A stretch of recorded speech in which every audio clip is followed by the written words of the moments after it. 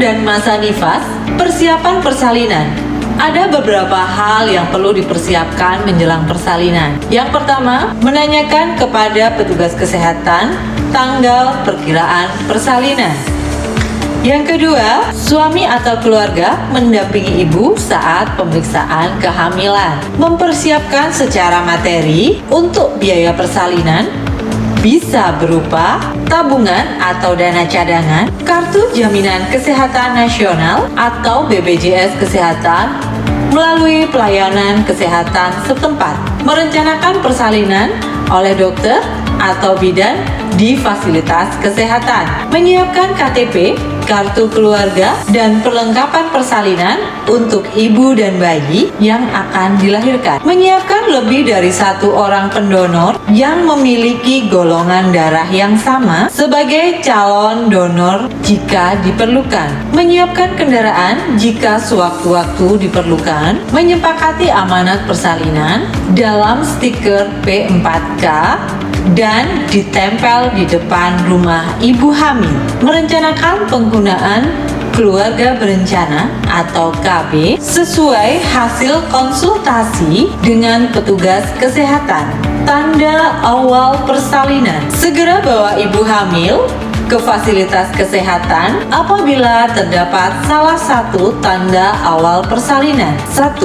Perut kontraksi yang teratur, timbul semakin sering dan durasinya semakin kuat. Kontraksi perut yang teratur timbul semakin sering dan semakin lama. Mengeluarkan lendir bercampur darah atau cairan ketuban melalui jalan lahir. Tindakan selama persalinan: proses melahirkan akan dimulai apabila sudah terjadi pembukaan lengkap pada jalan lahir atau serviks. Beberapa tindakan yang bisa dilakukan ibu selama masa persalinan adalah: ibu berhak memilih didampingi atau tidak, dengan siapa didampingi, posisi yang diinginkan, segera memberitahu petugas kesehatan apabila ingin buang air besar, menarik nafas melalui hidung dan mengeluarkan melalui mulut untuk mengurangi rasa sakit selama persalinan, melakukan inisiasi menyusui dini atau IMD dengan segera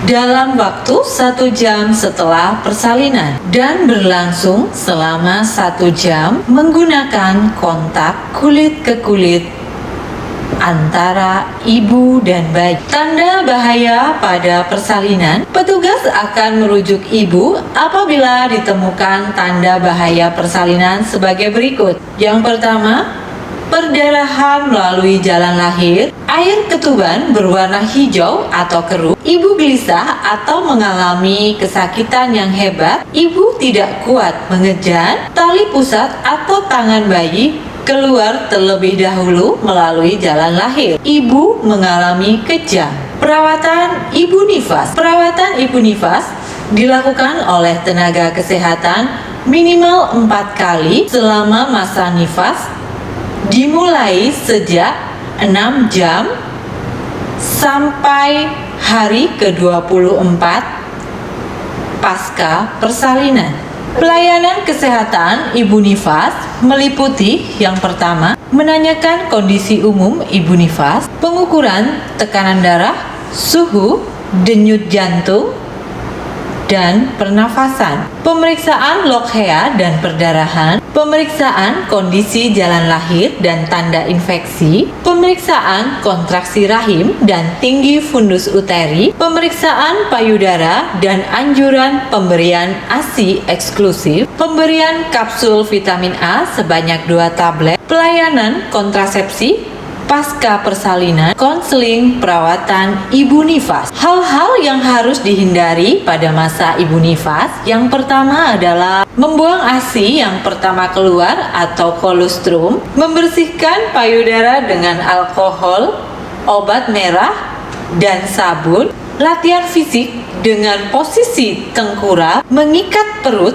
terlalu kencang, menempelkan daun-daunan pada daerah kemaluan. Tanda bahaya pada ibu nifas: Yang pertama adalah segera bawa ibu nifas ke fasilitas kesehatan jika ditemukan salah satu tanda bahaya pada ibu nifas.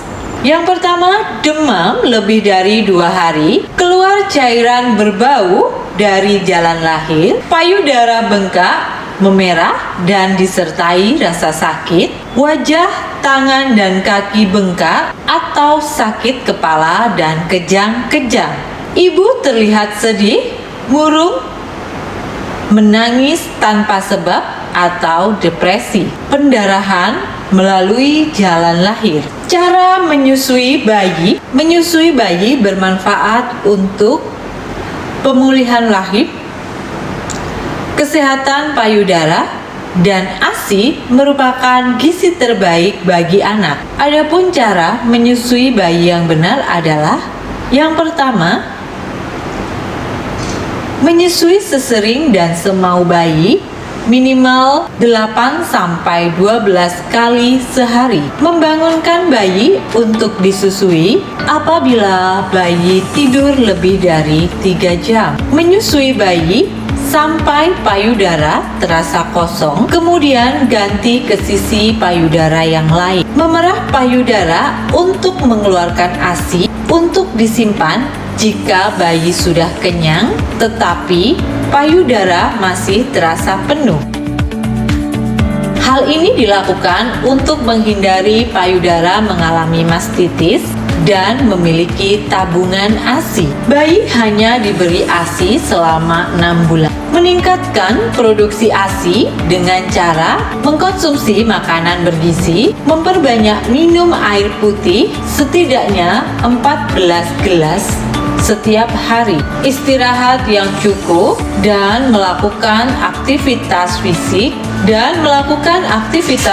ringan pasca persalinan secara rutin dan terjadwal. Menyusui bayi dengan posisi yang benar dengan cara yang pertama, memposisikan dan melekatkan bayi dengan cara kepala dan badan bayi pada satu garis lurus selama menyusui. Kedua, memposisikan bayi menghadap payudara ibu dan dagu menempel pada payudara ibu.